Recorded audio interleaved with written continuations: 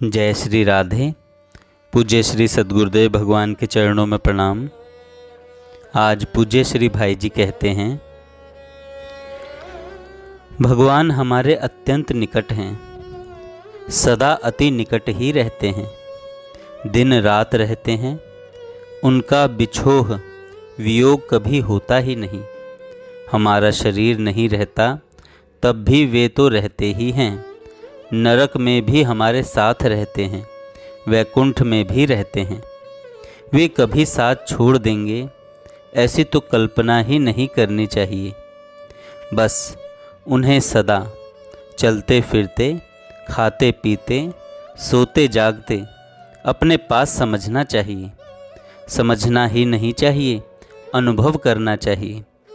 जब वे साथ हैं, नित्य अपने पास हैं, तब यह विश्वास हो जाने पर उनके होने का अनुभव भी होने लगता है। सदा सर्वदा उनकी सन्निधि का अनुभव किया करो। वे एक क्षण के लिए भी तुमसे अलग नहीं होते, यह निश्चय समझो। फिर वे साथ रहें या साथ रखें, इसका कोई प्रश्न ही नहीं है। वे सदा ही सर्वत्र ही साथ हैं। तस्या अहम न प्रणश्यामि स च मे न प्रणश्यति। मैं उससे कभी अलग नहीं होता और वह मुझसे कभी अलग नहीं होता, यह भगवान ने कहा है। इस बात का विश्वास करो, अनुभव करो। देखो, भगवान छोड़ना जानते ही नहीं। एक बार जो उनका हो जाता है, वे सदा के लिए उसके हो जाते हैं। उनका और हमारा संबंध कभी टूटने वाला है ही नहीं। इस बात पर हमें विश्वास करना चाहिए और रात दिन उनकी अनंत असीम कृपा के अगाध सागर में अपने को निमग्न देखना चाहिए। ऊपर नीचे, दिन में रात में, जीवन में मृत्यु में, सुख में दुख में, मधुर में भयानक में, सदा सर्वत्र उनकी अशेष कृपामयी कृपा ही फैल रही है। जासु कृपा नहीं कृपा अघाती। मन में निश्चय कर लेना चाहिए, भगवान मेरे हैं और मैं भगवान का हूँ। जब तक शरीर में अहमता है और शरीर से संबंधित प्राणी पदार्थ में ममता रहती है, तब तक साधना आगे नहीं बढ़ती है। दिन रात प्राणी पदार्थों में राग द्वेष बना रहता है। इसलिए या तो शरीर और संसार को असत समझकर अहमता ममता को मिटा देना चाहिए, या बहुत ही सरल दूसरी चीज़ यह है कि अहमता मैं को भगवान की दासी बना दो। अर्थात मैं न शरीर हूँ, न पुरुष, न स्त्री, न और कुछ हूँ, न और किसी का हूँ। मैं तो केवल भगवान का दास हूँ या दासी हूँ। सारी ममता को, सारे मेरेपन को भगवान से जोड़ दो। प्राणी पदार्थ मेरा नहीं है, एकमात्र भगवान मेरे हैं।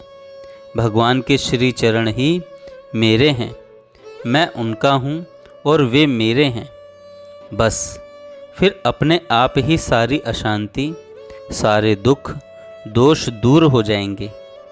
उनका अनंत सुखमय स्मरण तुम्हारा जीवन बन जाएगा। इसमें पहले विश्वास करना होगा कि मैं उनका ही हूँ और वे ही मेरे हैं। इसके बाद निश्चय होगा कि ऐसा ही है। फिर अनुभूति होगी, मैं उनका ही हूँ और वे मेरे ही हैं। वियोग में स्मृति निश्चित रहती ही है। स्मृति ना रहे तो वियोग का अनुभव ही कैसे हो। प्रभु की स्मृति कैसे भी हो, प्रेमी के लिए तो वह सर्वथा आनंददायिनी ही होनी चाहिए। प्रेमी तो उस संयोग सुख को भी त्याज्य समझता है जो स्मृति के मधुर सुख को मिटाने वाला है।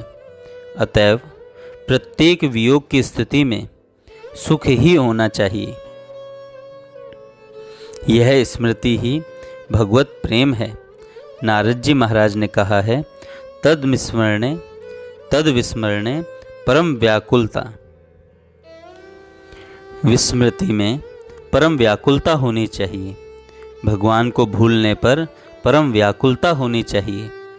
वह चाहे संयोग में हो और प्रभु की स्मृति में ही परम आनंद होना चाहिए, फिर चाहे चिरवियोग में ही हो।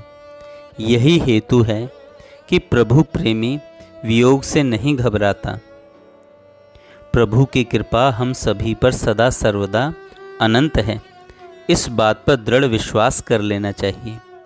हमारी अयोग्यता प्रभु कृपा में जरा भी बाधक नहीं हो सकती। व्यक्ति का प्रभु कृपा पर तथा अपनी अयोग्यता पर पूरा विश्वास हो जाए, अर्थात अपनी अयोग्यता और प्रभु की कृपा जहाँ एक साथ मिल जाएं, वहाँ प्रभु की प्राप्ति तक हो जाती है। प्रभु कृपा की प्राप्ति के लिए अपनी अयोग्यता ही योग्यता तथा अधिकार है।